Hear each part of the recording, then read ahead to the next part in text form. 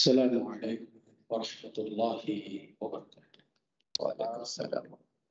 Bismillahirrahmanirrahim. Allahumma salli ala sayyidina Muhammad wa ala alihi wa sahbihi wasallam. Sirah bertajuk Hakikatnya Haji. Apabila kita bercakap mengenai haji, kita teringat ayat suci Al-Quran Karim yang berbunyi, A'udzu billahi minasyaitonir rajim. وَأَذِّنْ فِي النَّاسِ بِالْحَجِّ يَأْتُوكَ رِجَالًا وَعَلَى كُلِّ ضَامِرٍ يَأْتِينَ مِنْ كُلِّ فَجٍّ عَمِيقٍ. Sadaqallah. Tafsirnya. Dan serulah manusia untuk mengerjakan ibadah haji. Niscaya mereka akan datang kepadamu, wahai Tuhanmu, dengan berjalan kaki dan dengan menunggang berjenis-jenis unta yang kurus disebabkan lamanya perjalanan yang datang dari segenap penjuru yang jauh. Surah Al-Hajj ayat 27. Dalam menafsirkan ayat ini, Al-Imam Al-Qurtubi dalam tafsirnya Al-Jami' di Ahkamil Quran, beliau berkata, selepas Nabi Ibrahim alaihissalam selesai membina Kaabah, dikatakan kepada beliau, panggillah manusia untuk menunaikan haji.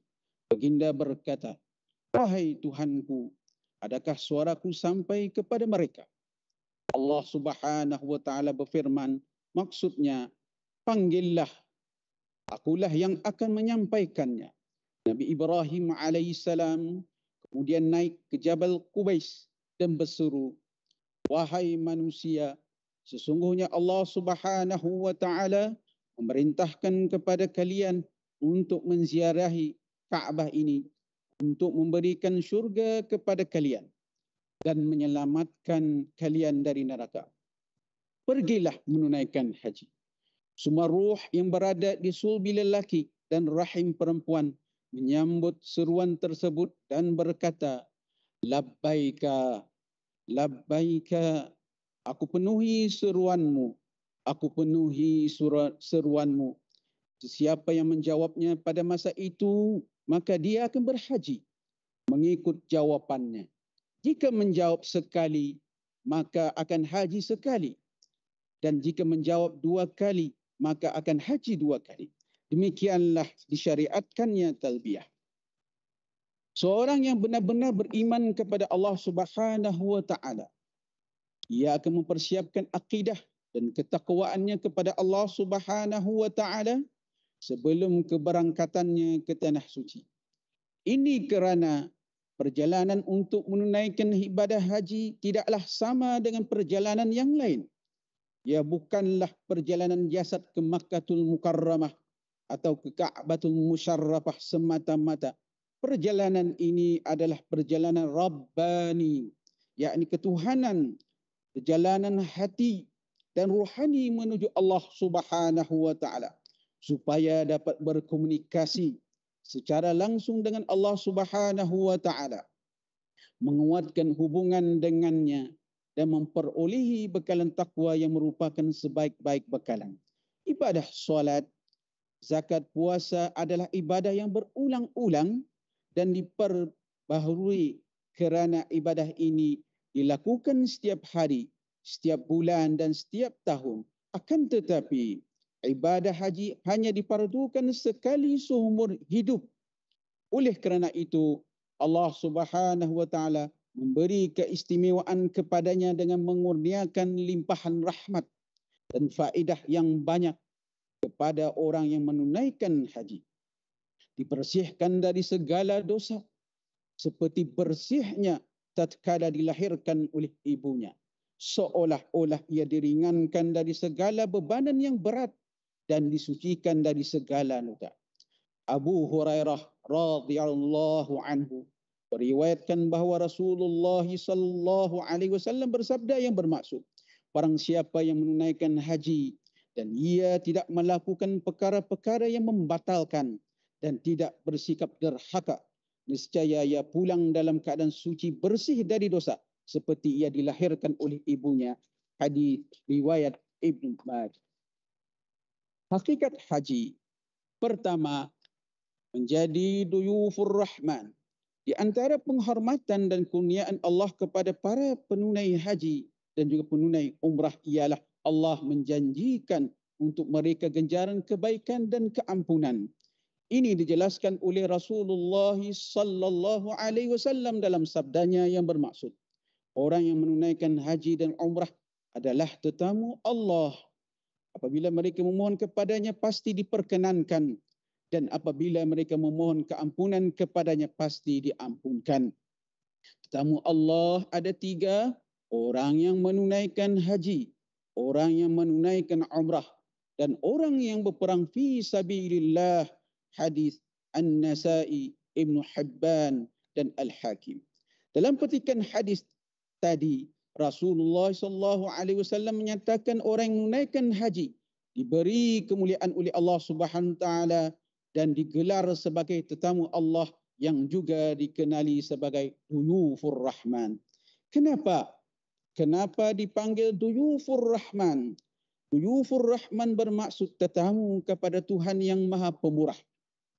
Dingkadingkan perkataan tetamu dengan sifat Allah Subhanahu Wa Taala, Ar-Rahman, memberi pengertian yang begitu simbolik berkenaan sifat pemurah Allah Subhanahu Wa Taala kepada para hambanya. Secara umum kita ketahui para tetamu Allah ini bakal menerima ganjaran yang berganda-ganda daripada Allah pada setiap amalan yang baik yang mereka lakukan bermula niat dan azam yang dipasakkan mengiringi perjalanan ke tanah suci sehinggalah pulang ke tanah air. Kemuncak ganjaran itu ialah sewaktu melaksanakan ibadah haji, khususnya ketika di Arafah, Muzdalifah dan Mina. Sekali bersolat di tanah haram Makkatul Mukarramah, contohnya pahalanya adalah sama seperti bersolat selama 55 tahun 6 bulan dan 20 hari di tempat lain kecuali di Masjid An-Nabawi dan Masjid Al-Aqsa. Solat sehari semalam pada pahalanya seperti bersolat selama 277 tahun 9 bulan dan 10 hari. Allah Subhanahu Wa Taala menurunkan 120 rahmatnya setiap hari.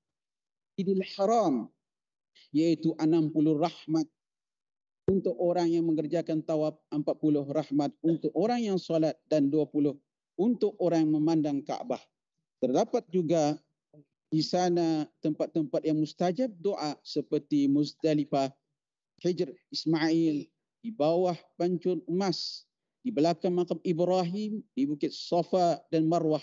Begitu hebat berian Allah Subhanahu Wa Taala dalam berbagai bentuk pahala dan ganjaran untuk hambanya yang beriman dalam usaha menggilap keimanan dan kepribadian serta mendapat kedudukan yang baik di sisinya. Kedua, menghadap Allah Subhanahu Wa Taala. Ibadah haji merupakan kepulangan kita kepada Allah Subhanahu Wa Taala. Hadapnya dengan rasa hambaan dan kehinaan. Kembali kepada Allah merupakan satu gerakan yang menuju kesempurnaan. Seperti mana kata ahli tasawuf, fal kamalu lillahi wahdah. Maka maha sempurna Allah Tuhan yang esa. Ketiga, penciptaan hanya untuk Allah. Haji dilihat sejak permulaan meninggalkan rumah dan memutuskan semua hal-hal yang berkaitan dengan keluarganya, rumah, harta dan urusan duniawinya adalah meninggalkan segala kecintaan hanya kepada Allah Subhanahu Wa Taala. Dalam pekerjaan haji, ia memaparkan satu bentuk kecintaan, kasih sayang mendalam antara hamba dengan Tuhan.